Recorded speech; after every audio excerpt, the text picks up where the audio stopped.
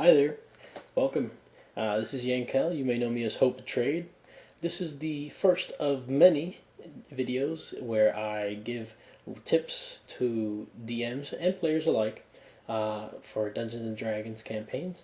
Today we're going to be talking about how to immerse your players into a Dungeons and Dragons experience. So, Dungeons and Dragons is a role-playing game, and really it's basically a storytelling game.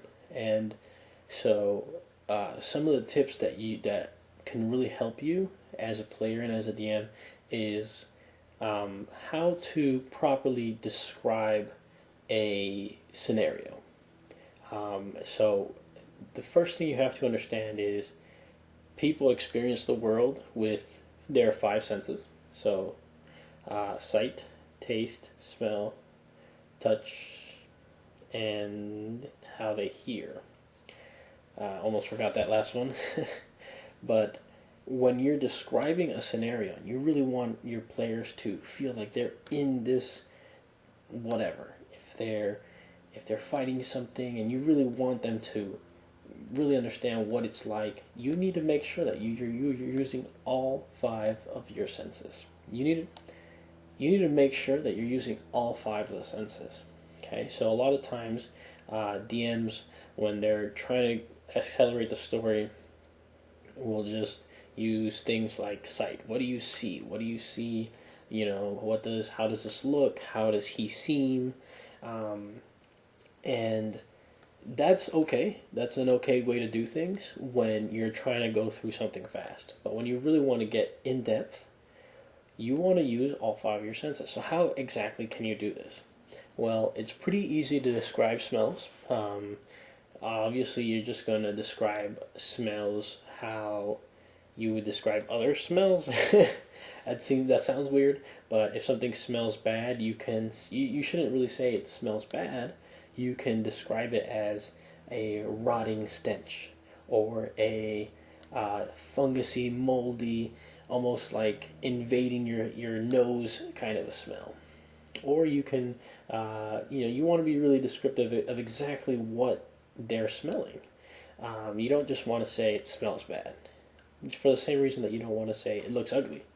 You want to describe how this, gargantuan person wielding a two-handed sword, you don't want to say he looks fierce. You want to say he's got a scar running down the side of his face, and crisscrossing his arms are slices and cuts everywhere.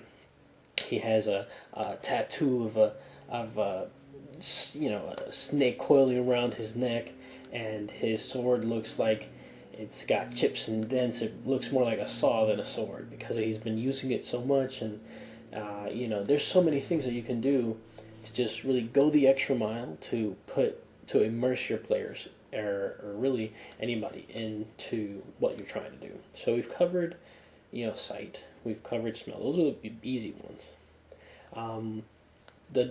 Probably one of the hardest ones to incorporate is going to be your sense of touch, because a lot of times you're describing something before people are interacting with it. You don't go and blindly touch something. First, they're going to get how it looks. That's the first sight that is going to come in contact with something usually. Then they might smell it, and then they might touch it. So you've already kind of described something usually by the time people are touching something. But once again, you want to be very specific. You want to use analogies. You want to say it feels like if something's hot, you don't want to say it's hot. You want to say it feels like you're putting your hand into an oven. It feels like the skin on the top of your hand is becoming insensate with the extreme heat. Something cool like that will really get your players into exactly what's happening. The next sense we're going to talk about is hearing, and hearing is one that's really overlooked. That's pretty funny. As soon as I said hearing, my phone rang.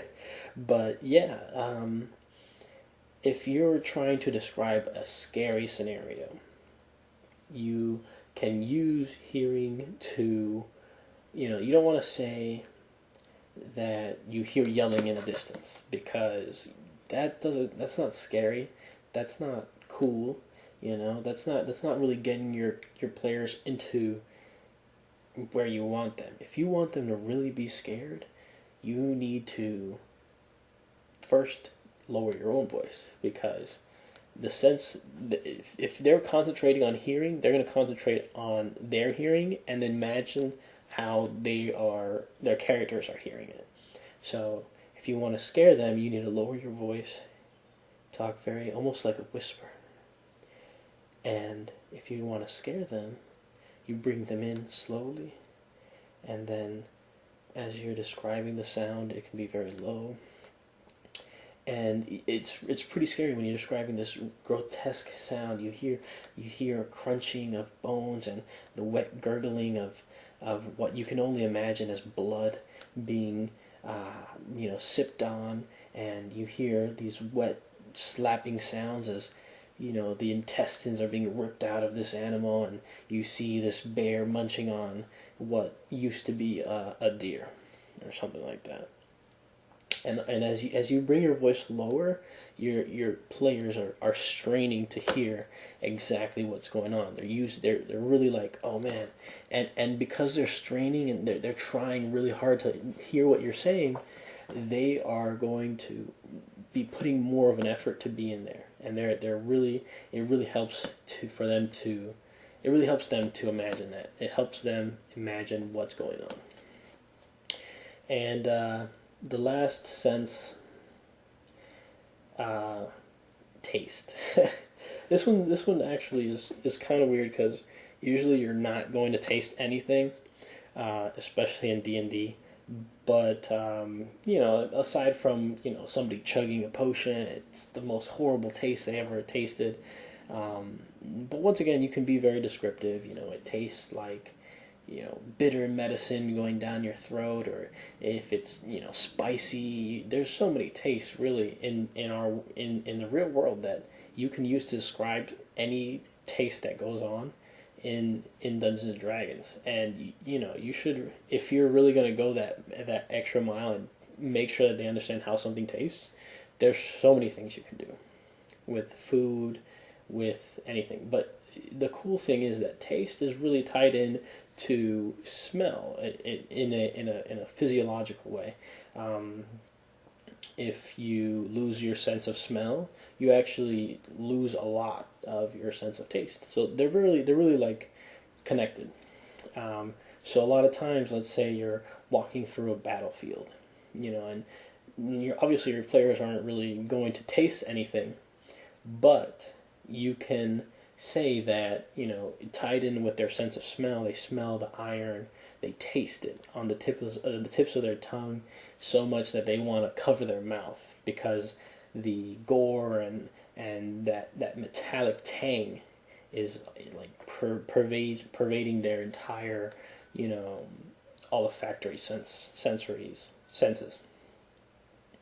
and that really adds that extra little oomph to something that you're trying to describe. But really, you can do anything, any sense of taste, any sense of smell. That, let's say you're walking through the forest and you breathe in this refreshing aroma. If something smells delicious, their mouth can start to water, and that really goes into their sense of taste. And so there's you want to really use all 5 of the senses if you're trying to immerse your player. But here's the thing: you don't always want to be doing that. If you do that for every single part of your story, you're never going to get anywhere. Like, it's going to be the slowest story ever. And so this is one of those things where a little bit goes a long way. If you're doing this every session, every time they open the door, they smell dust and the room is dark, and it's just a random room that didn't mean anything, then your players are going to actually get bored. Like, why do they need to know all this stuff about something that's not important? So you want to use this as a tactic. This is you can think of it as a trick up your sleeve. a storytelling, a role playing trick that you can use when you really want your characters to be immersed. Don't use it all the time. It's gonna either the magic is gonna wear off, or your players are gonna become bored, or you're gonna get tired of always using it. So yeah, use it sparingly and use it to its fullest effect. And you know, whether it's a story plot moment that's really going to be controversial, whether it's a scene that is going to that you want to impact your players for the rest of the game, or whether it's a speech that's going to be rallying everybody. You want to make sure you use all five of those senses for those really important, really clutch, really paramount story aspects, story points. So there you have it. Make sure you use all five of those senses when you're really trying to get your players into what's going on. Keep an eye out for some of the videos we have. If you're here for the Dungeons and Dragons aspect of the channel, make sure you stop by my friend Dimitri's channel. It's going to be linked at the bottom. It's the Night of Misfortune channel. That's where all of our videos are.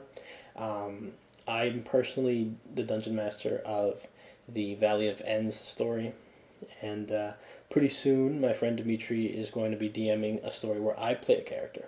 And so you can kind of see how I DM, how he DMs is very different, and hopefully you can get some advice, see some cool things that you might like, or maybe some things you don't like. But either way, go ahead and check it out, see what you want, and thanks for checking out the channel. Follow me on Twitter if you want some updates as to when we're going to be playing, when we're going to be live streaming. Thanks. Bye.